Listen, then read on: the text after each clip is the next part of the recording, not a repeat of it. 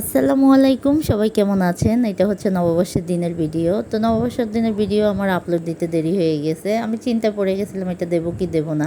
পরে ভাবলাম যেহেতু একটু একটু করে ভিডিও করা আছে দিয়েই দিই। এখানে বেগুন ভাজার জন্য হলুদ মরিচ লবণ দিয়ে বেগুন আর ইলিশ মাছ মাখানো হয়েছে। আর হচ্ছে এখানে হাঁসের মাংস রান্না করা হবে। তা হাঁসের মাংস নেওয়া হয়েছে। আর হচ্ছে এখানে খিচুড়ি রান্না করবে। খিচুড়ি রান্না করার জন্য ডাল চাল একসাথে নিয়ে নিছে। তো আম্মু এখানে এই যে সব রেডি করে রান্না বসাই দিছে। এখানে এক চুলা বেগুন ভাজা হচ্ছে আর আগে ইলিশ মাছটা ভাজা করে নিছে। আর লাকড়ির চুলার রান্না অনেক মজা লাগে জানেন। আর এখানে আমাদের কিছু মিস্ত্রি হয়েছে, মিস্ত্রিকে আরিয়ান নাস্তা দিচ্ছে। এখানে অরিনের বাবা আর আমার আব্বু দাঁড়ায় দাঁড়ায় কথা বলতেছে। তো মিস্ত্রি আমাদের গাছ কাটতেছে, বিল্ডিংয়ের সাথে আমাদের দুইটা গাছ ছিল, এই গাছগুলো বিল্ডিংয়ের ছাদের অনেক ক্ষতি করতেছিল।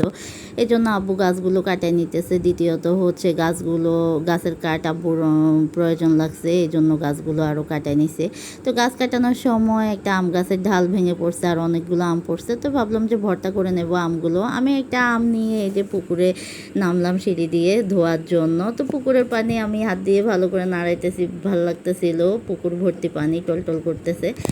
আমটা ধুয়ে আমি আবার উপরে উঠে চলে আসলাম। এই যে এখানে আমার বোন আবার ভর্তা করতেছে খিচুড়ির সাথে খাওয়ার জন্য। এখানে 3-4 পাতাল ভর্তা করা হবে। ও বলতেছে যে মামানি বলল যে মামানি ভর্তা করবে, কিন্তু ও বলতেছে ওর কারো হাতের ভর্তা নাকি ভালো লাগে না, ও এই জন্য নিজে হাতে ভর্তা করে নিছে।